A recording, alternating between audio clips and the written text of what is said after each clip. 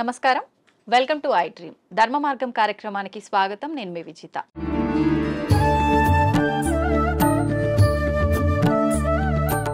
నమస్కారం స్వామీజీ. హరి ఓం. స్వామీజీ, 109 సంవత్సరాలు అంటే మామూలు విషయం కాదు. నేనైతే ఫస్ట్ టైం చూస్తున్నా. నిజంగా మీకు ధన్యవాదాలు స్వామీజీ. ఇప్పుడు ప్రస్తుతం ఉన్న సమాజంలో రకరకాల ఆరోగ్య సమస్యలు, ఎంత ఆరోగ్యంగా ఉన్న వాళ్ళైనా 40-60కి మించి వాళ్ళ జీవనం కొనసాగించే వాళ్ళ సంఖ్య చాలా తక్కువగా ఉంటుంది. అసలు ఎలా సాధ్యపడుతుంది స్వామీజీ? ధ్యానం చేయడం వల్ల ఆయుర్దాయం అనేది పెరిగే అవకాశం ఉంటుందా? గం గణపతియే నమః, ఐం సరస్వతియే నమః, శ్రీ గురుభ్యో నమః. మా గురుగారైనటువంటి మహంత్ హిమాలయ గిరిజీ మహారాజ్ వారి పాదపద్మంలోని మనసులో స్మరించుకొని వీక్షిస్తున్న టీవీ ప్రేక్షకులకు శుభము మంగళము జరగాలని కోరుకుంటూ, మనిషి ఆయురార్థం మనిషి చేతిలోనే ఉంది. బ్రహ్మ ఏదో రాశాడు అంటారు, ఎక్స్పైరీ డేటు, డిస్పాచ్ డేటు అని. అది ఒక విధంగా కరెక్ట్ అయినప్పటికీ దాన్ని మార్చుకోగలిగిన శక్తి కూడా ఆ పరమాత్ముడే యోగము అనే దాని మీద మనకి ఇచ్చాడు. ఒక యోగ సాధన, సిస్టమేటికల్ లైఫ్, ఏ టైంలో ఏం తినాలా, ఎంత తినాలా, ఆ పద్ధతులన్నీ ఉండి ఒక గురువు నేర్పించినాడు. ఆ నేర్పించిన సిస్టమ్ ఈ రోజు వరకు తూచా తప్పకుండా పాటిస్తూ ఉంటే 109 కర్మ ఇంకా ఎన్నాళ్ళైనా బతకవచ్చు. మీకు అందరికి బాగా తెలిసి ఉంటుంది, ఒక 2 ఏళ్ల కింద పద్మశ్రీ అవార్డులు ఇచ్చినప్పుడు శివానంద అనే ఒక యోగా మాస్టర్ సరస్వతి ఘాట్ దగ్గర ఉంటాడు కాశీలో. ఈ రోజుకు యోగా నడుపుతున్నాడు. ఆయన ఆ యోగా చేస్తాడు. He's 124 years on the day which he's taking award. తీసుకున్నప్పుడు ఆయనకు 123, ఇప్పుడు 125. మీ లోపల ఇక్కడ లౌకికంలో తిరుగుతున్న వాళ్ళలో ఆయన మీకు కనపడతాడు. మహామహా యోగులు కొంతమంది వాళ్ళ వయసు ఇంత అని వాళ్ళకు తెలీదు, వాళ్ళ డిసిపుల్స్ కూడా తెలియదు. మరి హిమాలయాలలో ఉండి తపస్సులు చేసుకుంటున్న వాళ్ళు అట్లే ఉన్నారు. సో ఈ ఏజ్ను, ఈ కట్టెను, ఉపాధిని కాపాడుకునే రహస్యాలు గురువు ద్వారా వస్తాయి. ఆ గురువు చెప్పింది తూచా తప్పక చేసినప్పుడే అది స్టాండర్డ్గా ఉంటాయి. కానీ గురువు చెప్పాడు నేను చేయలేదు అంటే ఏం లేదు. మనకు ప్రాక్టికల్గా కావాల్సినంత ఉంది. వేదాలు, ఉపనిషత్తులు, పురాణాలు ఇన్ని ఉన్నాయి. కానీ ప్రాక్టికల్, థియరాటికల్ 112 ఉంది. ప్రాక్టికల్ ఎవరు చేస్తాడో వాడు ఇట్లా ఉంటాడు.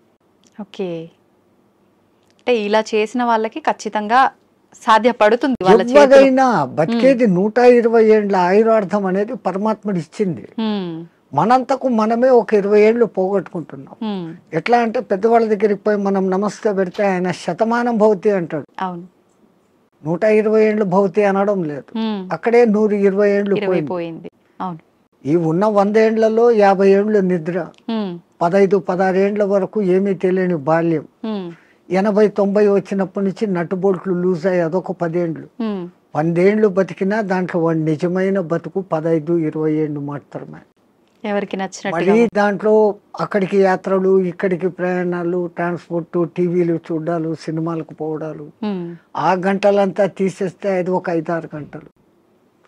అది నిజమైన మనిషి బతుకు ఎట్లా ఉండాలా అనేది అక్కడ ఉంది. ఎంతసేపు నిద్రపోవాలా, ఎంతసేపు మేలుకోవాలా. పెద్దలు అంటారు దిన్ దియా కామ్ కర్నేకి లియే, రాత్ దియా సోనేకి లియే అని.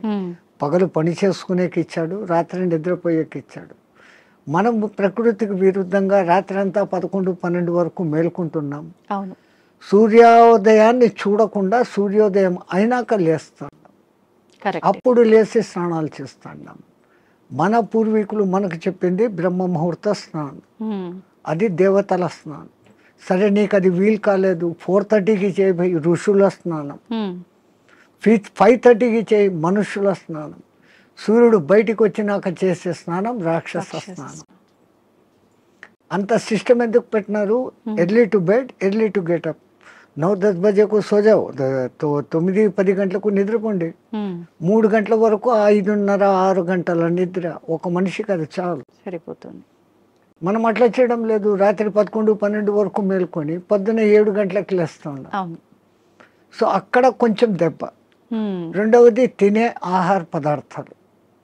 ఒకప్పుడు ఏ ఎరువులు వేయకుండా పండించేవాళ్ళు, 6 నెలలు 7 నెలలకు కానీ కోతకు వచ్చేది కాదు ధాన్, గోధుమలు కానీ రైస్ కానీ. ఇప్పుడు 3 నెలలు 2 నెలలకి వచ్చేదానికి చేసేస్తూ ఉండడం, అంత హైబ్రిడ్. ఆర్టిఫిషియల్ ఎరువులు వేసి. సో దాంట్లో శక్తి బలము ఉండడం లేదు. ఆ తినే విధానం కూడా హైయెస్ట్ బాయిలింగ్ చేసి తింటాను. జబ్బులు మూల కారణం అది. పరమాత్ముడు సృష్టించిన 84 లక్షల జీవరాశుల్లో ఏది కూడా ఉడికించి తినడం లేదు, ఫ్రిడ్జుల్లో పెట్టుకోవడం లేదు. అవి హ్యాపీగా ఉన్నాయి, కంటద్దాలు పెట్టుకోవడం లేదు, చౌట్ మిషన్ పెట్టుకోవడం లేదు. మనం పెట్టుకుంటున్నాం. కరెంట్ ఆ ఫుడ్కు వ్యతిరేకం. సహజ ఆహారం ఋషులు మునులు అంతా కందమూలాలు, పండ్లు, ఫలాలు. పరమాత్ముడు ఏది న్యాచురల్గా ఇచ్చినాడో అప్పటికది తినేస్తారు. మళ్ళీ సాయంత్రానికి రేపటికి అని దాచిపెట్టుకోవడం కూడా లేదు. ఓకే, ఎప్పుడు తప్పుడే. ఒకసారి చెట్టు నుంచి కట్ అయితే 3.5 అవర్స్లో తాను తిన్నప్పుడు ఆ చెట్టుకు దానికి కనెక్టివిటీ పవర్ ఉంటుంది. ఆ ఫలము శక్తివంతంగా ఉంటుంది. దాన్ని మనం ఫ్రిడ్జ్లో పెట్టేసి స్టాక్ పెట్టుకొని ఎప్పుడెప్పుడో తింటున్నాం. ఆ చెట్టు కనెక్టివిటీ ఆ పండులో నుంచి పోతుంది. పండు రుచి ఉంటుంది, శక్తి తగ్గిపోతుంది.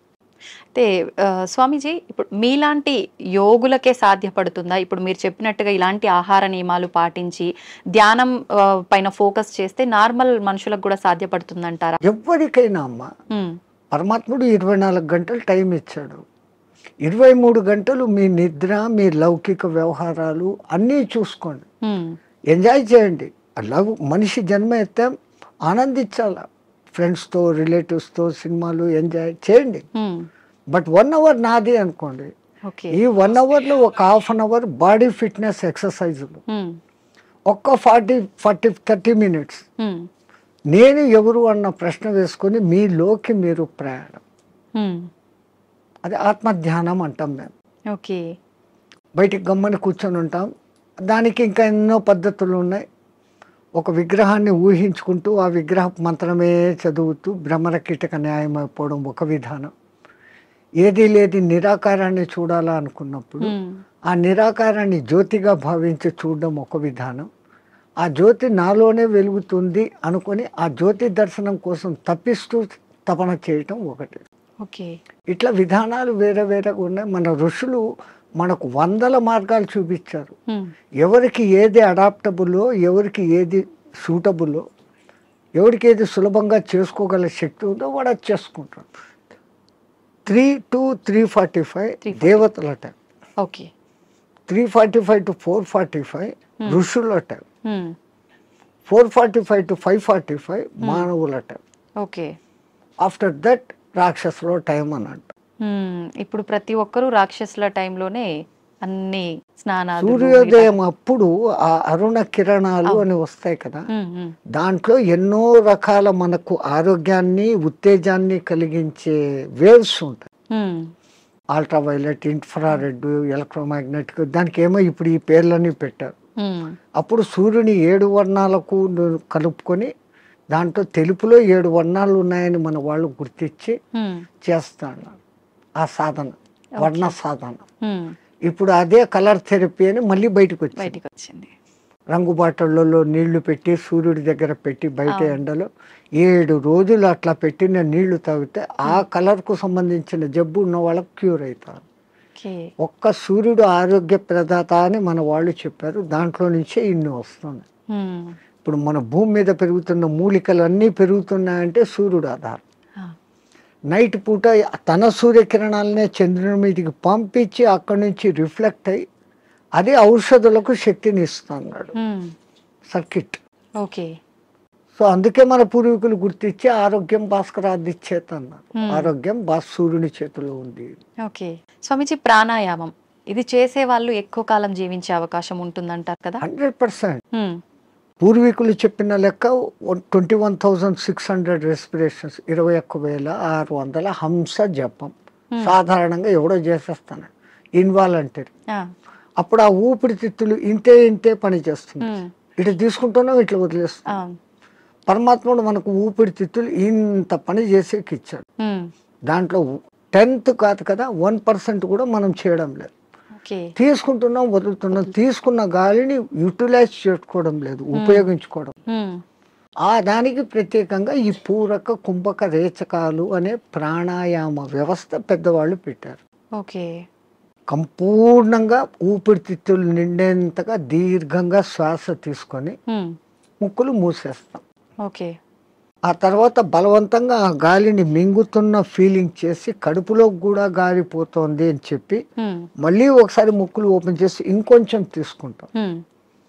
అంత గాలి తీసుకొని మన కెపాసిటీని బట్టి 30 సెకండ్స్ 40 సెకండ్స్తో ఆరంభించి నెలలు సంవత్సరాలు గడిచేసరికి 2 మినిట్స్ 2.5 మినిట్స్ వరకు ఆ కుంభకంలో ఉంచినప్పుడు తీసుకున్న గాలి మొత్తం యూటిలైజ్ అయ్యి కణాలు ఇడిచిన కార్బన్ డైఆక్సైడ్ అంతా వచ్చి బయటకు వచ్చేస్తుంది. అది రేచకం. ఈ విధంగా చేయడంలో మనకు శాస్త్రజ్ఞులు మన ఆ పూర్వీక శాస్త్రజ్ఞులు చెప్పింది ఇడా పింగళ అనేది సూర్య చంద్ర నాడులు. ఒక ముక్కు ద్వారా చల్లని గాలి బాడీలోకి వస్తుంది, ఒక ముక్కు ద్వారా వేడి. శరీరంలో శీతోష్ణాలు సమస్థితిలో ఉండి ఆ రెండింటిని నియంత్రించగలిగినప్పుడు వాయువు ఈ 2 ముక్కులలో కాకుండా మనకున్న 72,000 నాడులలో 11 నాడులు ముఖ్యం. కండ్లకు పోయేది, చెవులకు పోయేది, ముక్కులకు పోయేది. ఇవన్నీ కాకుండా ఈ 11 మళ్ళీ సుషుమ్న అనేది మూలాధార చక్రం నుంచి సహస్రారం వరకు కనెక్టివిటీ కలిగిన ఒకే ఒక్క నరం. మిగతాది కొన్ని చోట్ల వచ్చి కట్ అయిపోతాయి, ఎన్ని చోట్ల వచ్చి కట్ అయిపోతాయి. ఇది అఖండంగా మూలాధారం నుంచి అక్కడ దాకా వస్తుంది. దాని లోపలికి గాలి ప్రవేశం చేసినప్పుడు అక్కడ జరిగే సంచలనం మనిషికి దీర్ఘాయుష్యం. అసలు ఈ ప్రాణాయామం చేస్తేనే దీర్ఘాయుష్యం. కారణం మామూలు మనిషి ఒక నిమిషంలో 15 రెస్పిరేషన్లు తీసుకుంటే నేను నిమిషం సేపు గాలిని బంధించగలిగినాను అంటే నాకు 15 రెస్పిరేషన్లు సేవ్డ్ కదా. It is in my bank account. ఒక్క ప్రాణాయామంలో నేను 15 ఊపిర్లు మిగిలిపెట్టుకుంటే 1 గంట సేపు చేస్తే అంటే 60 నిమిషాలు ఇంటూ 15 900 వాయువులు. ఒక 10-11 దినాలు చేస్తే 9,000 21,000 వచ్చేదానికి ఒక 10 రోజులు 1 నిమిషం చేస్తే 10 దినాల తర్వాత నాకు 1 దినం ఆయుష్ పెరిగింది. It is in my hands. So అదే నేను 2 నిమిషాలు చేస్తే 5 రోజుల్లోనే నాకు 1 రోజు ఆయువు పెరిగింది. అది కారణం. ప్రాణాయామంలో అది రహస్యం. ఇంకా ఈ ప్రాణాయాన్ని ఇంకా బాగా డెవలప్ చేసుకొని ఇడా పింగళలో కాకుండా సుషుమ్నలోకి ప్రవేశం చేస్తూ ఎక్కిస్తూ ఆడిస్తూ ఉన్నప్పుడు ఏదో ఒక దినం మన అదృష్టము, ఆ గురు కటాక్షము, దైవానుగ్రహము ఉండి ఆ గాలి కుండలిని ప్రేరేపిస్తుంది. ఒక్కసారి కుండలిని ప్రేరణ చేసినాక ఈ ఆత్మతత్వం ఏం, సృష్టి రహస్యం ఏం, పరమాత్మ ఏం, నేను ఏం అన్న సంగతి వాడికే తెలిసిపోతుంది. ఇంకా అది బయటికి చెప్పుకునేందుకు కానీ ఆనంద స్థితిలోకి వాడు ఉంటాడు ఆ సాధకుడు. ఇది మామూలు వాళ్ళకి సాధ్యపడుతుందా స్వామీజీ? ఎవరికైనా పశుపక్షాదులకు కూడా దేవుడు ఆ కుండలిని శక్తి ఇచ్చాడు. ఇప్పుడు ఈ మా ఫిజికల్ బాడీ తయారీలో మెదడు, చేతులు, కాళ్ళు, రెక్కలు, ఇంటర్నల్ ఆర్గాన్స్, గుండె, ఊపిరితిత్తులు అని మీకు ఫిజికల్గా ఎట్లా కనపడుతున్నాయో కనపడని అంగాలు షట్చక్రాలు అనేటివి, నాడులు అనేటివి అవి విశ్వశక్తి ప్రసారకాలు. నరాలలో రక్త ప్రసరణ, ఆక్సిడేషన్ ఇది జరుగుతుంది. మన వాళ్ళు ఈ 2 రకాలుగా చూశారు. అది వ్యవహారం. అక్కడ ఆ తేడాను గమనించి వాళ్ళు ఆ సాధనాలు చేశారు. మాకు కనపడదు, అది లేదు అనుకుని వాళ్ళ లోకం, ఈ లోకమే ఈ జన్మే శాశ్వతం అనుకునేది వాళ్ళ సిద్ధాంతం. మనకు జన్మలు ఉన్నాయి అన్నది మన సిద్ధాంతం. ఇప్పుడు చాలా మంది ధ్యానం చేయాలనుకుంటారు కానీ మనసుని నియంత్రించుకోలేకపోతుంటారు. ఏకాగ్రత లోపిస్తూ ఉంటుంది, రకరకాల ఆలోచనలు కదులుతూ ఉంటాయి. ఎలా నియంత్రించుకోగలుగుతారు స్వామీజీ? మనసుకు ఒక్క డ్యూటీ అప్పచెప్తే పాపం మనసు ఏం చేస్తుంది? గమ్మన ఉన్నప్పుడు 112 ఆలోచనలు చేస్తాను. ఇప్పుడు మీరు కుట్టు పని చేస్తారు, మిషన్ మీద కూర్చున్నారు, మీకు కుట్టు పని తెలుసు. ఇన్వాలంటరీగా మీరు ఆ బట్ట అక్కడ పెడతారు, ఎట్లా పొడి చేయాలో చేస్తారు, కాళ్ళు కదుపుతూ ఉంటారు, కుట్టు మిషన్ నడుస్తుంటుంది, కళ్ళతో చూస్తుంటారు, కుట్టు పోతుందా లేదా పోతుంది. ఇదంతా ఎట్లా వచ్చింది? ఒక ప్రాక్టీస్, ఒక దినంలో రాదు. సో అక్కడ మీరు మనసంతా ఎక్కడ పెట్టారు? కుట్టు లైన్ గా పోతుందా లేదా అనేదాన్ని.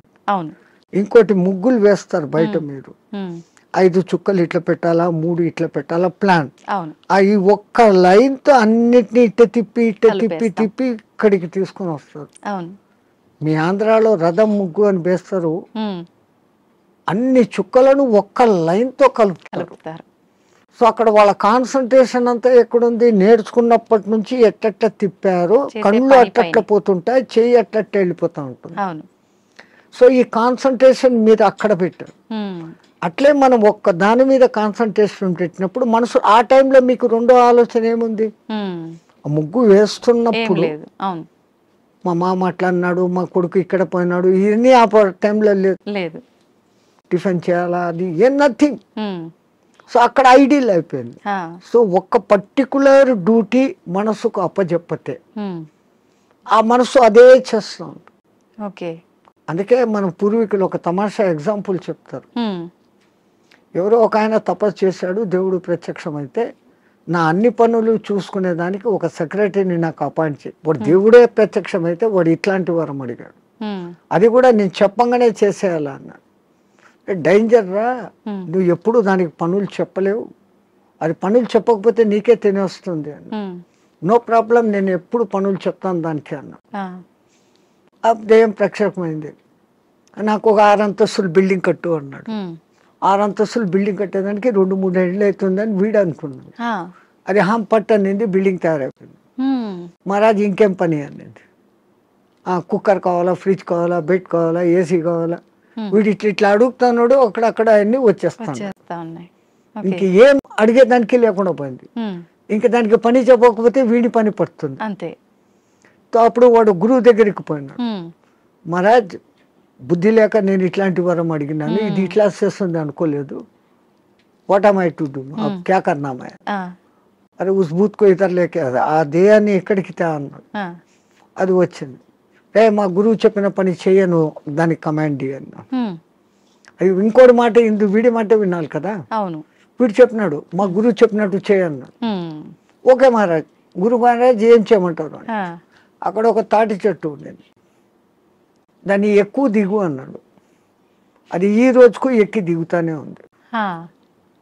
So technique. అవును. అట్లా ఇదే దృష్టి, మనం ధ్యాస, నేను చెట్టు ఎక్కుతున్నాను, ఈ చెట్టులోకి శ్వాస ఎక్కి దిగుతా ఉంది, దాన్ని అబ్జర్వ్ చేస్తూ ఉంటే మీ మనస్సుకు ఇప్పుడు ఇంకా అదే డ్యూటీ. అవును. అవును. దానికి రెండో డ్యూటీ లేదు, ఆ దయ్యానికి రెండో డ్యూటీ, మనసుకు రెండో డ్యూటీ లేదు. ఈ ఎక్కి దిగడం గమనించడం, అదే ప్రాణాయామ ప్రక్రియలో కూడా దాన్ని మంత్రంతో జోడించి చేస్తే ఇంకా శక్తివంతం. మన బాడీలోని కణకణము మంత్రబద్ధమైతూ ఒకానొక దినానికి ఈ మాంసపిండం మంత్రపిండం కాగలుగుతుంది. మంత్రంతో అనుసంధానం చేస్తారు. మంత్రాలు చదవలేని వాళ్ళు ఉంటారు, మాకు మంత్రాలు ఇష్టం లేదు, మేము మతం కాదు అనేవాళ్ళు. మంత్రం ఎవరికి వాళ్ళు చెప్పుకోవాలా స్వామిజీ, ఉపదేశం తీసుకోవాలా గురువుల దగ్గర నుంచి. అందుకే గురువు అవసరం, గురు బినా విద్యా నహి అని. కొన్నాళ్ళు ఆయన దగ్గర శిష్యరికం చేసినప్పుడు వీడు దేనికి సూటబుల్, నేను ఇచ్చే విద్యను వీడు సద్వినియోగం చేస్తాడా, దుర్వినియోగం చేస్తాడా. అందుకే పాతకాలంలో కొన్నాళ్ళు నా దగ్గర సేవ చేయి అంటారు. మన మెంటాలిటీ అర్థమైపోయింది. ఓకే. వాడు సిడ్ఫిరా అయితే గనక నేనేం నీ దగ్గర సేవ చేసేది, నాకు ఇంత పైసా ఉంది అంటాడు. ఆ వినయత ముందు మనిషిలో ఉండాలి. ఆయన దగ్గర ఈ పని చేస్తే నాకు మంచి జరుగుతుంది అనే విశ్వాసం ఉండాలి. ఈ రెండు ఉన్నప్పుడు ఆ గురువు గాడిదను చూపించి ఇది దేవుడు, దీన్ని పూజ చేయంటే చేసినప్పుడు ఆ గాడిదలోనే నీకు దేవుడు కనపడుతుంది. ఓకే. పైలా విశ్వాస ప్రథం సోపాన్, విశ్వాసం అనేది అన్నిటికీ మించిన శక్తి. ఓకే. ఇక్కడ ఒకటి అచీవ్ చేయాలనుకున్నప్పుడు దాని మీద నేను చేయగలనా లేదా ముందే డిసిషన్ తీసుకోండి. గురువు ఒక మంత్రం ఇచ్చాడు, ఈ అనుష్ఠానం ఇట్లా చేయాలా, రోజు లేచి ఈ అగ్ని తర్పణాలు చేయాలా, ఇవన్నీ నేను చేయగలనా లేదా అనుకున్నప్పుడు గురుదేవా ఇయ్యండి అనాలి. ఆ మంత్రం తీసేసుకున్నాను, నేను చేసుకోలేదు, దాన్ని చేయాల్సిన రీతిలో చేయకపోయినప్పుడు ఏం ఫలితం. ఓకే. సైకిల్ మోటార్ మీ దగ్గర ఉంది, దానికి పెట్రోల్ పోసేది పని ఉంది కదా. పెట్రోల్ పోకుండా నేను కొనుక్కున్నాను 1,00,000 పెట్టి పోవాలా, ఇది అంటే ఎట్లా పోతుంది, పెట్రోల్ పోయాలా, అప్పుడప్పుడు దానికి ఏదో ఆయిల్ పోయాలా, మైనర్ రిపేర్స్ చూసుకోవాలా, అప్పుడు ఆ బండి పోతుంది. లైక్ ది సేమ్ ఒక సిస్టమ్ ప్రాసెస్ అని గురువు చెప్పినప్పుడు ఆ ప్రాసెస్ అంతా చేస్తున్నప్పుడు అది మిమ్మల్ని ఉద్ధరిస్తుంది. ఓకే స్వామీజీ, హిమాలయాలు అనగానే మనకు అక్కడ ఇలా కొన్ని ఏళ్ల పాటు ధ్యానం చేసే వాళ్ళు ఉంటారని చెప్పి వింటుంటాం. నిజంగా అలాంటి వాళ్ళు ఇప్పటికీ ఉన్నారంటారా? 100% ఎంతో మంది. ఆ హిమాలయాలు అనే దానికి ముందు మా అనే అక్షరం పెట్టుకొని చదవండి. మహిమ ఆలయాలు. ఓ, మన దేశం మొత్తంలో చాలా కొద్ది ఆలయాలు ఉన్నాయి. ఆ లయాలు అంటే అందులో లయం. హిమ ఆలయం అంటే హిమములో లయం కావడం. హిమం అంటే ఏంటి? మంచు. నీటికున్న 3-4 లక్షణాలలో ద్రవస్థితి, ఘనస్థితి, ఆవిరి స్థితి, దాని తర్వాత ప్లాస్మా స్థితి. ఇది ఏది కానిది మంచు స్థితి. అది అట్లా నీళ్లు కాదు, ఇట్లా ఘనాకార ఐస్ కాదు. మంచును బాగా ప్రెస్ చేస్తే అప్పుడు మీకు ఐస్ అవుతుంది. ఇది మధ్యస్థ స్థితి. మంచు అంటాం, హిమము అంటాం. నిజంగా దానికి మహిమం మహిమ కలిగిన పదార్థం. అది అక్కడంతా వ్యాపించి ఉంటుంది. ఆ మంచి చల్లని వాతావరణము, కొన్ని రకాల ఔషధి మొక్కల నుంచి వచ్చే గాలి, మన పూర్వీకులు తపస్సు చేసిన వాళ్ళ యొక్క వైబ్రేషన్స్. దేవతలు కూడా అక్కడ తపస్సు చేశారు, గొప్ప గొప్ప ఋషులు తపస్సు చేశారు, ఇప్పుడు చేస్తున్న వాళ్ళు ఉన్నారు. వాళ్ళ యొక్క వైబ్రేషన్స్ ఆ ఏరియాలో ఉంటాయి కాబట్టి మనం తొందరగా దానికి అకష్టమవుతాం. అందుకని అవి ఎప్పటికీ హిమ ఆలయాలు అందులో లయం అయ్యేదానికి చూపిస్తూ ఉండే మార్గాలు. స్వామీజీ, వాళ్ళు అలా కొన్ని ఏళ్ల పాటు ధ్యానంలో ఉన్నప్పుడు ఆకలి, దప్పికలు, నిద్ర ఏమీ ఉండవు, అలా ధ్యానంలోనే ఉండిపోతారంటారు కదా. అలా ఉండడానికి అంటే వీళ్ళు ఎన్ని ఏళ్ల పాటు వాళ్ళు సాధనమ్మా. ఏది ఇప్పుడు నేను చెప్పాను, ఏది సాధించాలన్నా సాధన. మీ తెలుగులో సింపుల్ పద్యం, సాధనతో పనులు సమకూరు ధరలోన విశ్వదాభిరామ వినరు. సాధన దేనికి కూడా, ఏది చేస్తే కూడా సాధన. స్వామీజీ, మన సనాతన ధర్మంలో ఓంకారానికి చాలా ప్రత్యేకత ఉంది. అది ఓంకారం కాదు, ఔంకారం. మీరు మనం పలకడమే దాన్ని తప్పు పలుకుతున్నాం. మనం మాట్లాడుతున్న ప్రతి మాటల్లో ఎక్కడో ఒక చోట అకారము, ఉకారము, మకారము ఉంటాయి. ఓకే. అకార, ఉకార, మకార, అర్ధమాత్ర ఇది ఓంకార. అర్ధమాత్ర మకారం అన్నాడు, ప్లస్ ఆ. ఓకే.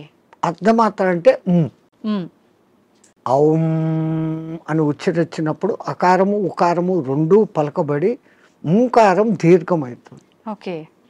అకారం అన్నప్పుడు మీ స్థూల శరీరం, ఉకారం అన్నప్పుడు సూక్ష్మ శరీరం, ఓంకారం అన్నప్పుడు కారణ శరీరం. ఇంకో విధంగా చెప్పాలంటే అకారం అన్నప్పుడు జాగృత్ అవస్థ, ఉకారం అన్నప్పుడు నిద్రావస్థ, ఓంకారం అన్నప్పుడు సుషుప్తి అవస్థ. సుషుప్తిలో మనం ఆత్మస్థితిలో ఉన్నాం. మేలుకొని ఆత్మస్థితిలో ఉండేదానికి పరమాత్ముడు మనకి ఇచ్చిన అత్యంత గొప్పది, విశ్వమంతా వ్యాపించి ఉన్న శబ్దం ఏదైతే ఉందో అది ఓంకారం. ఓంకారం కాదు, ఓంకారం. అయితే మనం ఇప్పుడు మీరు చెప్పినట్టుగా చూస్తే ఎవ్వరం కూడా కరెక్ట్గా దాన్ని పలకట్లేదనే చెప్పాలి, సాధన చేయట్లేదనే చెప్పాలి. మరి అక్కడే గురువులు చెప్పేది ఈ వివరమంతా చెప్పి, ఒరే నాయనా ఇట్లా ఉచ్చారణ చేయన్నప్పుడు విశ్వమంతా వ్యాపించున్న ఆ శబ్దంతో మన శబ్దము అనుసంధానం అవుతుంది. సైంటిస్ట్ ఇప్పుడు రికార్డు చేశారు, సూర్యుడి నుంచి చూస్తున్న శబ్దము ఔం ఔం అని ఉంది, గెలాక్సీ సౌండ్ ఔం అని ఉంది, భూమి తిరిగే వేగపు సౌండ్, గ్రహాలు తిరిగే వేగపు సౌండ్ వేరే వేరే విధంగా వినపడుతున్నాయి, కానీ అంతంగా ఔం ఔం అన్న శబ్దమే ఉంది. సో దాన్ని ఇట్లా అట్టాడు చేసినప్పుడు ఔం ముక్కుల ద్వారా వదులుతున్నాం, మనం చేసేది ఓ అంటున్నాం నోటి ద్వారా. ఓడ, అవును, అవును అనేది రావడంలే. అవును అనే దాని పక్కన శూన్యం పెట్టినప్పుడు ఔం. అకార ఉకార మకారాలు 3 పలకపడతాయి. ఇక్కడేం జరుగుతుంది? ఓ అంటున్నాం, నోటి ద్వారా గాలిపోతాం. సో మనం పూర్ణ ఫలితం పొందలేదంటే చిన్న పొరపాటు అక్కడ ఉంది. అది ఎందుకు అంత రహస్యంగా పెట్టి గురువులు శిష్యులకే చెప్పినప్పుడు దాన్ని అర్థం చేసుకొని వాడు చేస్తున్నాడు. అందరికీ చెప్పాలా అంటే దానికి అర్హత ఉండాలి, ఆ ప్రాప్తత ఉండాలి. ఓకే. కానీ ఇప్పుడు అది కూడా మేము బహిరంగంగా అందరికీ చెప్తున్నారు. నాయనా మీరు చేసుకునే వాళ్ళు పూజలు చేసుకునేటప్పుడు ఇట్లా చేసుకోండి, సామూహికంగా అర్చేయండి. అది అలవాటైపోయింది, రాదు. అవును. అందరూ ఔం అని ఎక్కడా పలకరు. మనం ఒక్కళ్ళం అక్కడ అందరూ ఓం నమ శివాయ అంటే మనం ఒక్కళ్ళం ఇక్కడ ఔం నమ శివాయ అన్నామంటే డిఫరెన్స్ అయిపోతుంది. మనమే తప్పు చేస్తున్నామేమో అనేటట్టుగా స్వరం మారిపోతుంది. వాళ్ళందరూ మన దిక్కు చూస్తుంటారు. సో మనము ఇంట్లో కూర్చొని ప్రత్యేక సాధనలు చేసేటప్పుడన్నా కనీసం ఎక్కడ ఏది ఉచ్చరించాల్సి వచ్చినా ఔం అని ఉచ్చరించండి, ఓం అని కాదు. ఓకే. ఇంకా సామూహికంలో తప్పడం లేదు. 10 మంది కూర్చొని శివ సహస్రనామము అష్టోత్తరము ఏదో ఒకటి చేస్తాం. ప్రతి దానికి ఓం నమ శివాయ, ఓం శంభవైత నమో, భయోశ్వరాయ నమో, నిధనపతి నమ, నిధనపతాంతకాయ నమ, వీటన్నిటికి ముందు ఓం ఓం అంటారు. ఓం ఓం అంటాం. మాకు ఇదే అలవాటు అయిపోయింది, ఓం ఓం అని అంటాం. ఓం అనేది మా నోట్లో రాదు. నిజంగా అంటే మనం పలకాల్సిన మంత్రం ఏదైనా తప్పు పలుకుతున్నాము అంటే దానివల్ల మనకు ఫలితం కలగకపోగా దోషం కలిగే అవకాశం ఉంటుందా స్వామీజీ? దోషము అని అంటే సైంటిఫికల్ గా మీకు నేను చెప్పాలంటే ఇప్పుడు ఈ షట్చక్రాలు అనేది పెటల్స్ తో ఉంటుంది. మూలాధారం 4 పెటల్స్ దళాలు, స్వాధిష్టానం 6, మణిపూరకం 10, అట్లా 10, 12, 16, 2, 50 అక్షరాలు దాంట్లో నిక్షిప్తమై ఉంటాయి. వర్ష అనేది మూలాధారంలో, పాప బాబమ్మ అనేది అట్లా ఒకటి వేరేగా ఉంటాయి. ఈ మంత్రం ఒక రిథమాటిక్ గా చదివినప్పుడు మీరు పియానో మీద అది అడ్డదిడ్డంగా కొడితే సరిగ్గా రాదు. వాడు వాయించాల్సిన రీతిలో వాయించినప్పుడు సుమధురంగా వస్తుంది. ఇట్లా ఈ మంత్రం కూడా ఆ లెహర్ చదివినప్పుడు ఈ పెటల్స్ కదులుతాయి. ఆ పెటల్స్ కదిలినప్పుడు ఆ చక్రం కంట్రోల్ చేస్తున్న మీ ఇన్నర్ ఆర్గాన్స్. మూలాధారము పెద్ద పేగును కంట్రోల్ చేస్తుంది. స్వాధిష్టానము చిన్న పేగులను, యూరినరీ బ్లాడర్ను, రీప్రొడక్టివిటీ ఆర్గాన్ను చేస్తుంది. మణిపూరకము డైజెషన్ సిస్టము, చిన్న పేగులు ప్లస్ అన్నాశయము, వీటిని కంట్రోల్ చేస్తుంది. అట్లా ఏ అంగాలను అవి చేస్తుందో ఆ జరిగే వైబ్రేషన్స్ ఆ అంగాలను శక్తివంతంగా ఆరోగ్యవంతంగా చేస్తాయి. ముందు మంత్రాలలో ఉన్న అర్థం ఇది. అందుకనే వాళ్ళు స్వరము ఇట్లా పలకాల, ఇట్లా చేయాలని. వేదం అందరూ చదవలేము అంటే కారణం, ఓ గురువు దగ్గర 12 ఏళ్ళు నేర్చుకుంటే ఒక్క ఋగ్వేదం వస్తుంది మీకు. ఒక్కొక్క వేదం నేర్చుకునేకి 12 ఏళ్ల కాలం సుస్వరంగా. ఇప్పుడు అనేక మంది పాపం వేద పాఠశాలలు పెట్టి మళ్ళీ మన పూర్వ సంస్కృతి ఇంత గొప్పదన్న సంగతి తెలుసుకుని ఎట్లా చేస్తే బాగుంటుంది ఏమన్న సంగతి మీద పోతున్నా. వేదం అంతా సైన్స్ అమ్మా, ఊరికే ఏది చెప్పలేదు. సంధ్యావందనం చేసే దగ్గర నుంచి సైన్స్. ఇప్పుడు వీళ్ళు చేసే సంధ్యావనం తప్పు పట్టడం కాదు. పాతకాలంలో వాళ్ళు ఏం చేశారు, నదిలో వక్షస్థలం లోతు నీళ్లలో నీటికి ఎదురు ప్రవాహానికి నిలబడి ఓ చెంబుతో నీళ్లు తీసుకొని ఆ సూర్యుని దిక్కు పెట్టి ధారగా వదిలేవాళ్ళు. ఎప్పుడైతే ఒక మనిషి ఇంత లోతు నీళ్లలోకి పోతాడో అపాన వాయువు ఆటోమేటిక్గా పైకి వస్తుంది. మామూలు నీళ్ల తొట్టిలో ఒక ఎంటీ చెంబును ముంచండి, ఎంత ప్రెషర్ వస్తుంది, లోపల గాలి పైకి రావాలని చూస్తాం. అదేమో ఇంత చెంబు, ఎంతో బలం ఉపయోగించాలి. సో ఈ అపాన వాయువు పైకి వస్తుంది. మనం చెంబు నీళ్లు తీసుకొని అన్నప్పుడు ప్రాణవాయువుని తీసుకున్నాం. ప్రాణ అపాన సమాయక్తం పచాన్యన్నం చతుర్దినం అని భగవద్గీతలో చెప్పిన ఆ ప్రాణ అపాయాల సమ్మిళనం జరిగి శరీరంలోని స్థూల సూక్ష్మ కారణ శరీరాలకు ఆ శక్తి పోతుంది. ఆ ధార అట్లా వదులుతున్నప్పుడు సూర్యకిరణాలు ఆ ధారలో నుంచి ఫిల్టర్ అయ్యి వచ్చి ఇట్లా పెట్టి పోసేటప్పుడు సరిగ్గా మన షట్చక్రాలు ఉంటాయి. ఆ ధార మన ఎదురుగా షట్చక్రాల దగ్గర పడతా ఉంటుంది. ఆ కిరణాలు ఆ ఈ ధారలో నుంచి ఫిల్టర్ అయ్యి మన షట్చక్రాలకు కావాల్సిన కిరణాలను అందిస్తుంది. సూర్యుడు అనేక కిరణాలు ఉన్నాయి. సహస్ర కిరణుడు అని ఆయనకు పేరు. 1000 రకాల కిరణాలు ఉన్నాయి. ఒక్కొక్క కిరణం ఒక్కొక్క పని చేస్తుంది. ఆ పని చేయడం కూడా 12 నెలలలో ఒక్కొక్క నెలకు ఒక్కొక్క విధంగా చేస్తుంది. అందుకనే ద్వాదశాదిత్యుడు అని పేరు పెట్టారు. ఉన్న సూర్యుడు ఒక్కడైనా ఒక్కొక్క నెలలో ఆయన మార్పులు చెందుతూ ఆ కిరణాల ప్రవాహం ఇస్తాడు. ఇప్పుడు ఈ విధంగా సంధ్యావందనం చేసినప్పుడు రావాల్సిన గుడ్ కిరణాలు మనలోకి వచ్చి ఆరోగ్యం బాగుంటుంది, చక్రాలు నీట్గా యాక్టివేట్ అవుతాయి. ఓకే.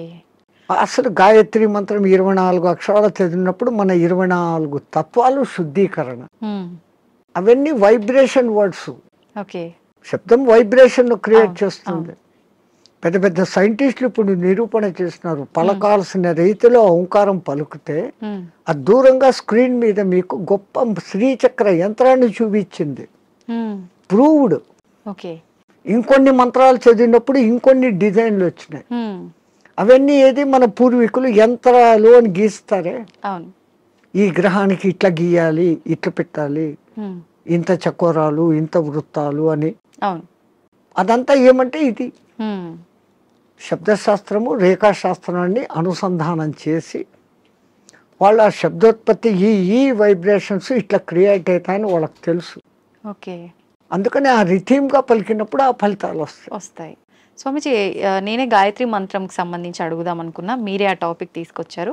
గాయత్రి మంత్రం ఆడవాళ్ళు చదవటానికి పనికిరాదు అని చెప్పి 100% చదవచ్చు. మంత్రము సూర్యుడిదైన అధిష్టాన దేవత అమ్మ గాయత్రి దేవి, 5 ముఖాలతో ఉన్న మహాతల్లి అని మనం చెప్పుకుంటాను. అట్లాంటప్పుడు స్త్రీ చదవకూడదని ఎక్కడుంది?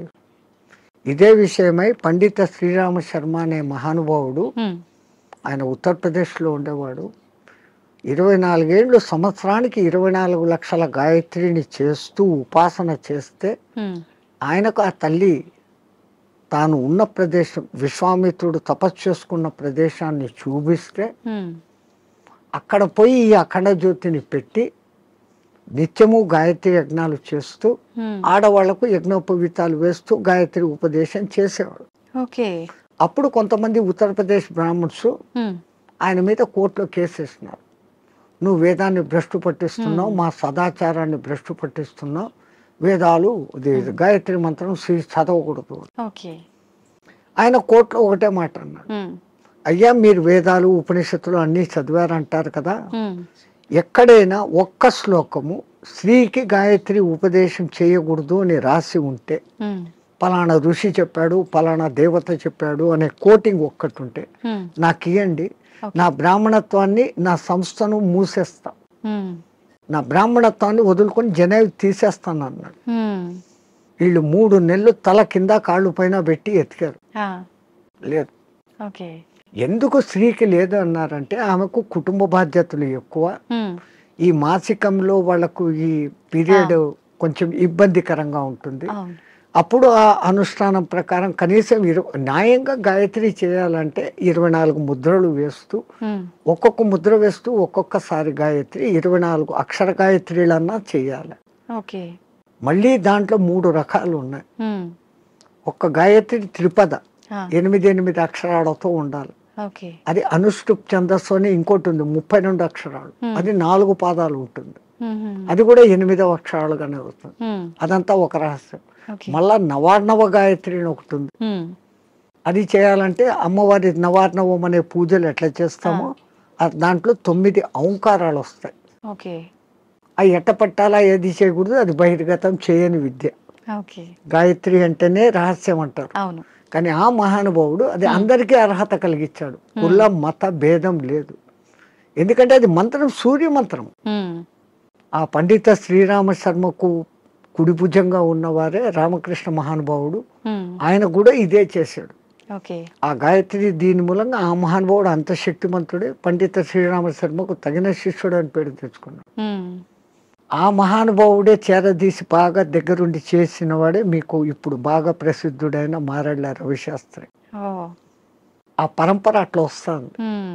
అదంతా పండిత శ్రీరామ శర్మ దయ. స్వామి, దైవాన్ని నమ్మటం వల్ల, పుణ్యక్షేత్రాలకు తిరగటం వల్ల మనశ్శాంతి అనేది లభిస్తుందంటారా? 100%. అసలు మీరు పోవడమే ఆ ఇంటెన్షన్. కాశీకి పోతే నాకేదో పుణ్యం వస్తుంది, ఆడ ఏదో వదిలిపెట్టేస్తానే సెంటెన్స్ కాదు అది. కాశీలో 12 జ్యోతిర్లింగాలలో విశ్వనాథుడు అక్కడ ఉన్నాడు, విశ్వానికి ఆయన నాథుడు. ఆ క్షేత్రానికి పోయి ఆయన నామస్మరణ కొంచెం సేపు నేను చేయటం మూలంగా నాకు ప్రశాంతత దొరుకుతుంది అని ఫస్ట్ మీలో విశ్వాసం కలిగినప్పుడు అక్కడున్న అన్నపూర్ణ అనుగ్రహము కలుగుతుంది. ఆ బేడి ఆంజనేయ స్వామి కరుణ, గణేష్ పండు మహారాజ్ది అందరిది దొరుకుతుంది. అందుకే ప్రతి ఒక్క రుచిముని అక్కడ స్థాపించిన లింగాలు ఉన్నాయి. 3000కు పైన గుళ్ళు ఉన్నాయి కాశీలో. శివునికి ఇష్టమైన ప్రాంతం అది. భూమి అంతా మునిగిపోయినా కానీ త్రిశూలం పైన నిలబెట్టి ఉంటాడు అని చెప్పబడిన ప్రసిద్ధ క్షేత్రం కాశీ. కాశీ అంటూ కాశీకి పోకుండా చచ్చిపోయినా కాశీకి పోయినంత పుణ్యం కలిగే క్షేత్రం అదొకటే. మిగతా క్షేత్రాలకు పోతానని ముక్కుబడి పెట్టుకొని పోకుండా పోతే ఏదో ప్రమాదము, వానికి శిక్ష ఉంది. కాశీ విషయంలో అలా లేదు. అంతటి గొప్ప అక్కడికి వచ్చింది అంటే ఒకటి ప్రజల విశ్వాసము, అక్కడ తపస్సులు చేసిన వాళ్ళ యొక్క శక్తి ధార పోయడం అనేది ఆ ప్రాంతానికి ఆ ప్రసిద్ధత వస్తుంది. భూమి అంతా ఒకటే అయినప్పటికీ సులభమైన ఉదాహరణ. ఇప్పుడు ఎండాకాలం కాదు, మామూలు చిన్న ఎండ ఉన్నప్పుడు ఒక భూతద్దం తీసుకొని వచ్చి పేపర్ మీద పెడితే అది కాలుతా ఉంది. ఆ భూతద్దం నుంచి కిరణాలు కాన్సన్ట్రేషన్. అట్లా విశ్వశక్తి కాన్సన్ట్రేషన్ ప్రదేశాలు కొన్ని, అవి పుణ్యక్షేత్రాలు, తీర్థక్షేత్రాలు, తీర్థయాత్రలు. తీర్థం అంటే నీళ్లు. ఆ నీళ్లు ఎన్నో కొండల నుంచి ఆ ఖనిజాలను రాసుకొని దానిలో తీసుకొని చెట్ల వేర్ల ద్వారా ఆయా మూలికల శక్తిని తీసుకొని అవి రావటంతో ఆ నీళ్లు తాగితే శుభం. ఆ నీళ్లలో స్నానం చేస్తే స్కిన్ డిసీజెస్ పోతాయి. సో అది నీళ్ళ శక్తి, తీర్థయాత్రలు, పుణ్యక్షేత్రాలు అని పెట్టారు.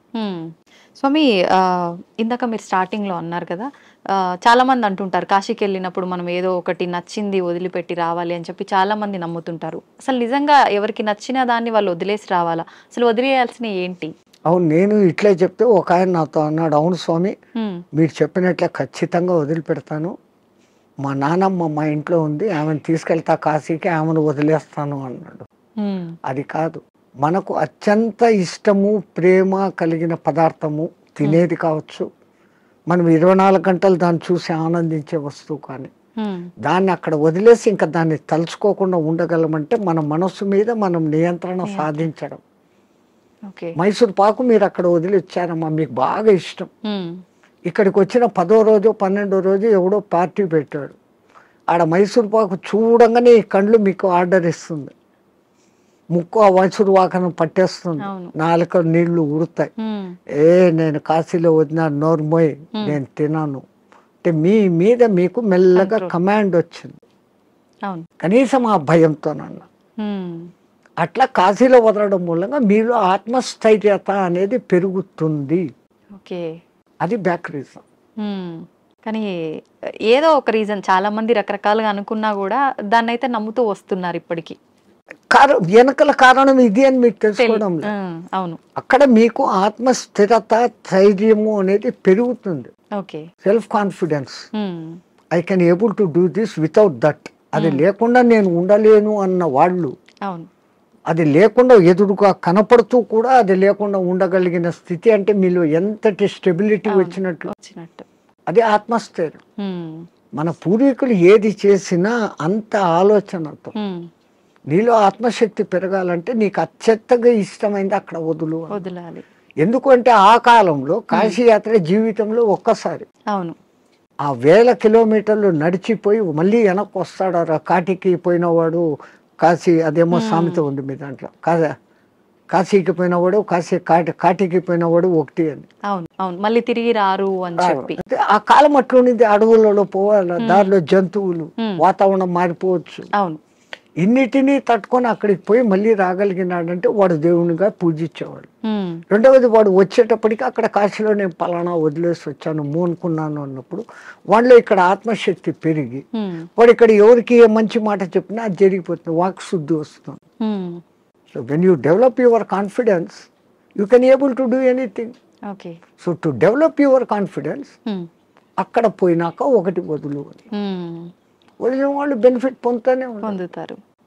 స్వామి, చాలా మంది అంటుంటారు, అంటే ఇప్పుడు ఇందాక మీరు చెప్పినట్టుగా వెళ్ళిన వాళ్ళు తిరిగి రారేమో అన్న ఒక ఉద్దేశంతోటో మరేంటో తెలియదు, కానీ చాలా మంది నమ్మకం ఏంటంటే పిల్లలు ఉండి వాళ్ళ పెళ్ళిళ్ళు అన్నీ అయిపోయిన వాళ్ళు మాత్రమే కాశీకి వెళ్ళాలి, దర్శించుకోవాలి, అవన్నీ అవ్వని వాళ్ళు కాశీలోకి పోయి సస్తే మోక్షం అనుకుంటే కాదు. నాకు తెలిసి ఒక మంచి కోటీశ్వర దంపతులు. 3వ తరాన్ని కూడా చూసేశారు. ఓకే. ఆ 3వ తరం కూడా 18 ఇయర్స్కి వచ్చింది మనబళ్ళు. ఇంకా ఇంత అనుభవించినా కాశీలో పోయి చచ్చిపోతాం, వయసు కూడా అయిపోయింది, 80 ఏళ్ళు వచ్చినాయి. ఇద్దరు లవ్ మ్యారేజ్, ఇద్దరికి 80 ఏళ్ళు భార్యాభర్తకి. బట్ డబ్బు ఉంది, అక్కడ మంచి బిల్డింగ్ కొనుక్కున్నారు, 4 సర్వెంట్లను ఎత్తుకొని పోయినారు వంట వండేకి, పనులు చేసుకునేకి. రోజు పోయి స్వామి దర్శన్ వస్తూ ఉన్నారు. ఎప్పుడో ఒకసారి బంధువులు ఫోన్, బిడ్డలు వాళ్ళది. అంత ఆధ్యాత్మిక. మర్జాయంగే అంటున్నారు. 7 ఏళ్ళైంది, 8 ఏళ్ళైంది, 10 ఏళ్ళైంది. ఇక్కడ ఈ 18 ఏళ్ళ బిడ్డలు 28 ఏళ్ళ వయసుకు వచ్చినారు మనమళ్ళు. వాళ్ళకి మ్యారేజ్ ముగ్గురికి ఒకేసారి కుదిరింది, వేరే వేరే కమ్యూనిటీ హాల్. తాత పెళ్ళి మాది అంటే, అరే ఇక్కడ కాశీలో ఉండి 15 ఏళ్ళు అయిపోయింది, 95కి వచ్చినాం, అక్కడ గంగ నీళ్లు తాగి రోజు శివప్రసాదాలు తిని ఇంకా పుష్టి తయారైనారు. They can able to see, they can able to hear everything. బాగుంది. అరే ఇంకా ఉంటాం కదా, ఒకసారి పెళ్లి చూసుకొని వస్తామని ఫ్లైట్ లో వచ్చినారు. పెళ్లి చూసుకున్నారు, రాత్రి పడుకున్నారు. పడుకున్న వాళ్ళు పడుకున్నట్లే జై శ్రీరామ్ అయిపోయినారు ఇద్దరు. వాళ్ళకు కాశీలో మరణం లేదు, ప్రాప్తం లేదు. అందరికీ మరణము సాధ్యమా? అలా అని మరి కాశీలో ప్రాప్తం లేదని అక్కడే ఉంటే ఎప్పటికీ మరణం ఉండదనేది కూడా. ఆ మాటకు వస్తే తల్లి, ఇప్పుడు గంగలో మునిగితే నాకు పుణ్యం వచ్చేస్తుంది అనుకుంటే, గంగలోనే ఉండే చేపలు, కప్పలు, ముసళ్ళు అవి అక్కడే పుట్టాయి, అక్కడే పెరిగాయి. ఒక్కసారి గంగా స్నానం చేస్తే, సరే మీరు కాశీలో పొద్దున్నుంచి సాయంత్రం వరకు 10 సార్లు గంగా స్నానం చేశాను అంటారు, కానీ మీరు చేసింది ఒకటే స్నానం. మీరు స్నానం చేయగానే ఆ నీళ్లు ఫ్లో పోయినాయి కదా. అవును. ఆ తల్లి నిరంతర ప్రవాహం, ఎప్పుడూ కొత్త నీళ్ళు అక్కడ. స్నానం చేస్తే నాకు పవిత్రత వచ్చేసింది గంగలో చేస్తేనే కాదు. గంగలో స్నానం చేసే ముందు నా ఇంతకు ముందు నా గత జన్మ బుద్ధులు, గత జన్మ కాదు, నా గత జీవితం బుద్ధులు, లక్షణాలు మార్చుకుంటాను. నేను ఇంక మీద అట్లా ఉండను. అక్కడ మిమ్మల్ని మీరు జస్టిఫై చేసుకొని, తల్లి నాకు ఆ బుద్ధి ప్రసాదించు అని మునిగి లేచి, ఆ మాట ప్రకారం మీరు ఇక్కడ ఉన్నారంటే మీకు మోక్షము, ముక్తి. అంతే తప్ప ఆడపోయి 100 మునకలు వేసి ఈడొచ్చి అత్తమామల్ని తిట్టో, అమ్మా నాన్నలను తిట్టో, భర్తని హింసించో, భార్యను హింసించో, సంవాట్ మగ ఆడ ఎవడైనా చేసేది. ఈ తప్పులన్నీ ఇక్కడ చేస్తూ, నేను పోయి గంగలో 6 సార్లు మునిగొచ్చాను, నేను సస్తే మోక్షానికి, నువ్వు నువ్వు అక్కడ మార్పు చెందేదానికి మునగాలి. అందుకే పాతకాలంలో అక్కడ మునిగేటప్పుడు పంతుళ్ళు మీ చేత 10 మంత్రాలు చెప్పిస్తారు. దశ హరాయే గంగాయే స్వాహ. మనం శారీరకంగా, మానసికంగా, వాక్కు రూపంలో 10 రకాల తప్పులు చేస్తాం. ఈ 10 తప్పులను క్షమించు, ఈ తప్పులు నేను మళ్ళీ చెయ్యను, అది ఉండాలి. కరెక్టే స్వామిజీ. ఆ దేవుడా నేను చేశాను, నన్ను క్షమించు, మళ్ళా పోయి అదే చేస్తాను, నో యూస్ కదా. Do not repeat. మళ్ళీ చెయ్యను కూడా ఉండగలిగితే అప్పుడు ఆ కాశీలో స్నానం చేసిన పుణ్యం. కాశీనే కాదు, ఏ నీళ్ళలో, నర్మదా, కావేరి, గోదావరి, కృష్ణ, కిట్నే. అవును స్వామి, కాశీలో మరణించిన వారికి చెవు ఇలా పైకి వచ్చినట్టుగా ఉంటుందని అంటుంటారు కదా, సైంటిఫికల్ గా కూడా ప్రూఫ్ అయ్యింది. ఎందుకని అట్లా? అక్కడ ఉన్న ఆ వాతావరణము, ఎంత శవాలను అక్కడ కాలుస్తూ ఉన్నా, ఈ మధ్య కొంచెం అక్కడ మాంసాహార దుకాణాలు పెట్టినా, ఆ ప్రత్యేకమైన కాశీ ఏరియాలో ఒక వాయు వైబ్రేషన్స్ వేరే, ఆ నిరంతర భగవన్నామ ఉచ్చారణ వైబ్రేషన్స్ ఆ గాలిలో కలిసి, అక్కడ చనిపోయిన మనిషికి ఈ కుడి చెవు కింది భాగం దగ్గర ఒక నరువు ఉంటుంది. ఆ నరువు ఉబ్బుతుంది, బాడీ అంతా ఉబ్బుతుంది. ఫస్ట్ ఆ నరువు అక్కడ ఉబ్బుతుంది ప్రత్యేకంగా అక్కడ. మిగతా ప్రాంతాలలో అది జరగదు. పాపం సైంటిస్టులు ఎంతో ప్రయత్నం చేస్తూ ఉన్నారు, ఎందుకు అట్లా జరుగుతుంది అది ఇంకా రుజువు కాలే. బట్ 99% గుర్తించారు. ఏ ఊరు చచ్చినా కొంచెం రెడ్డిష్ కలర్ వస్తుంది, కారణం అక్కడ నరము జర ఊబుతుంది. అయితే చాలా మంది దానికి రీజన్ ఇది అయ్యి ఉంటుంది, శివుడు అక్కడ చనిపోయిన వాళ్ళకి చెవులో ఏదో చెప్తాడు అని అది చెప్పి అంటారు చూసి కదా. మన పూర్వీకులు ఉమ్, అక్కడ వచ్చి రామతారకం చెవులో చెప్తాడు, ఆయన గట్టిగా చెవులు ఆగబట్టి అది అక్కడ ఎర్రగైంది అంటాడు. హా, ఆయనకు అదే పని, ఆ సచ్చినోడికి అందరి దగ్గర పోయి చెవులు పీకి చెప్తానే కూర్చుంటాడా? అంతే కదా, మనకు ఆ విశ్వాస్. అంతే. కాశీలో నేను చనిపోతే శివుడు నన్ను స్పృశిస్తున్నాడు. ఉమ్, నేను ఈ బాడీ వదిలిపెట్టినాక నన్ను ఎవడు స్పృశిస్తా నాకేం తెలుస్తుంది? దీని పేరు అప్పుడు సదానంద అన్నారు, శవం అంటారు. పేరు పోయింది. ఉమ్, పుట్టినప్పుడు తల్లిదండ్రులు పెట్టిన పేరు ఈ బాడీతో పాటు బాడీ లోపల ఉండేది బయటికి పోయినాక దీన్ని బాడీ అంటారే కానీ పేరుతో పిలవరు.